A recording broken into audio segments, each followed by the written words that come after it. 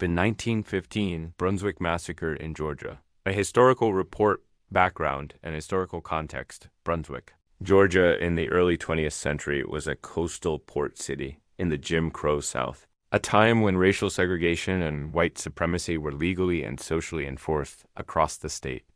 Georgia's black citizens had been largely disenfranchised and segregated by the 1910s, and white vigilante violence was rampant. Just a few years earlier, Georgia had seen brutal racial terror incidents. For example, in 1906, white mobs in Atlanta massacred dozens of black residents during a race riot. Lynching was a common extrajudicial punishment, more than 500. Black people were lynched in Georgia between 1877 and 1950. In one notorious case near Brunswick in 1891, a white mob lynched two black men by hanging and riddling their bodies with bullets, with thousands of white spectators looking on. This was the hostile racial climate in which Brunswick's so-called massacre took place, though. Notably, the Brunswick Massacre of 1915 was not a typical mob-on-black community attack, but rather a singular rampage by a lone white gunman. The era's broader tensions form the backdrop of fear and violence against which the events in Brunswick unfolded. Causes of the Brunswick Massacre. The immediate cause of the Brunswick Massacre was a personal grievance and mental breakdown of a local white businessman, not an organized racial clash. The perpetrator was Monroe Phillips, a 50-year-old real estate and lumber dealer who had recently moved to Brunswick. Phillips was known as a man of peculiar traits with a mercurial temper. In early March 1915, he became convinced that several prominent Brunswick businessmen had cheated or wronged him in a business deal. In particular, a dispute over a $75 payment related to a shipping barge sale appears to have triggered his rage. Described in press reports as having possibly gone suddenly insane because of financial difficulties, Phillips armed himself and decided to take violent revenge. There was no evidence that his rampage was racially motivated. Phillips' fury was directed at specific individuals and anyone who got in his way, regardless of race. Nonetheless, the societal context of normalized violence may have lowered the barriers to such extreme actions. Phillips' mindset, leading up to March 6, 1915, was one of desperation and paranoia, culminating in his decision to run amok, as newspapers later described it. Timeline of events. March 6, 1915. On the morning of March 6, 1915, Monroe Phillips carried out one of the deadliest mass shootings in American history up to that time. Here's a timeline of the key events of that day. Attack at the lawyer's office. Phillips walked into the downtown Brunswick office of his attorney, Carl Harry F. Dunwoody, at the corner of Newcastle and Gloucester Streets around midday. Without warning, Phillips shot Dunwoody at point-blank range, killing him instantly as he sat in his chair. Phillips also shot another man in the office, Albert Way, who was wounded but survived. This initial burst of gunfire alerted people nearby. Street shootings in downtown Brunswick. Hearing the shots, a crowd began to gather on Newcastle Street, outside the building. Phillips emerged armed with a 12-gauge shotgun and, without a word, opened fire into the onlookers on the busy street. Panicked bystanders stampeded for cover as Phillips fired repeatedly into the throng. One of the first victims on the street was William Hackett, a local undertaker, who was shot and killed. Phillips then spotted a former city policeman, C.L. Paget, who had left the underpaid police force to drive a streetcar. Phillips deliberately aimed and shot Paget, killing him as well. Confrontation with law enforcement. Rexford Rex Deaver, a 21-year-old Brunswick police officer on duty that day, rushed to the scene and bravely attempted to stop Phillips. Deaver fired his service revolver at the gunman, reportedly hitting Phillips once. However, Phillips turned his shotgun on Officer Deaver and fatally shot him before Deaver could bring him down. With the lone on-duty officer down, Phillips had free rein to continue his rampage. He moved along Newcastle Street, literally shooting at anyone he saw.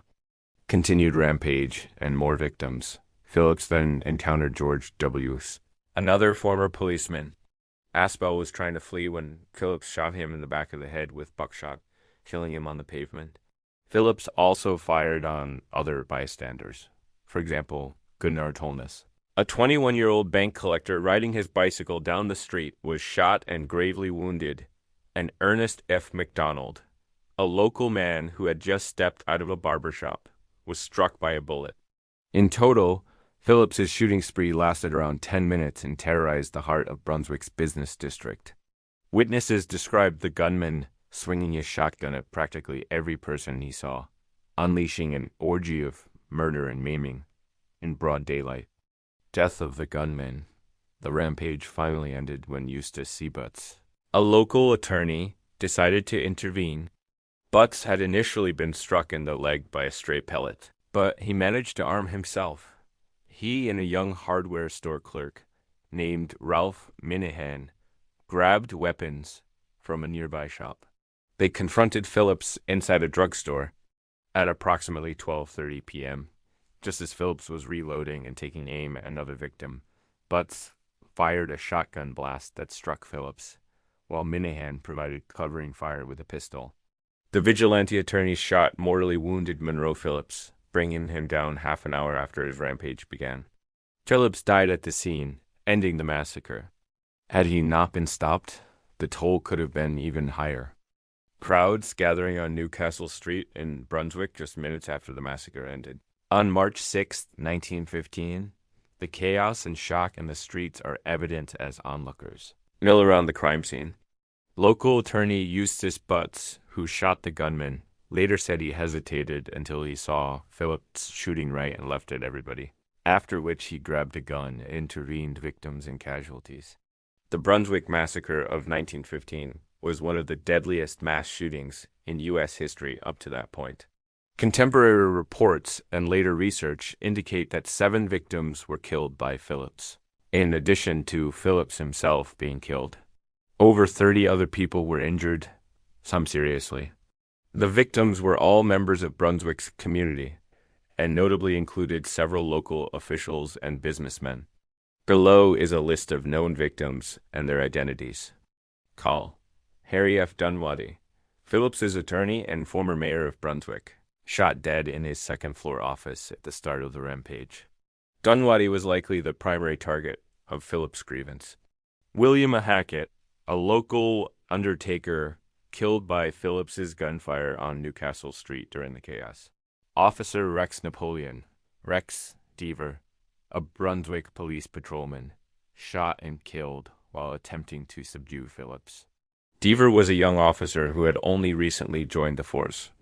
George Willis Aspel, Sr., a former Brunswick police officer turned streetcar motorman, shot in the back of the head and killed as Phillips fired at fleeing bystanders. C. Paget, another former policeman of Brunswick, no longer on the force, who was shot and killed on the street by Phillips.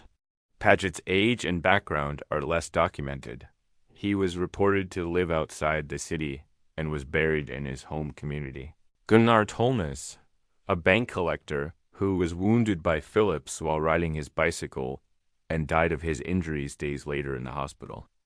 Ernest Sarrow MacDonald, a Brunswick resident who had just exited a barber shop when he was shot. He also died a few days later from his wound. Additionally, Monroe Phillips himself was shot dead by Eustace Butts during the incident. It is worth noting that all the victims of Phillips's attack were white, reflecting that this was not a racial massacre, but rather an instance of intra-community violence.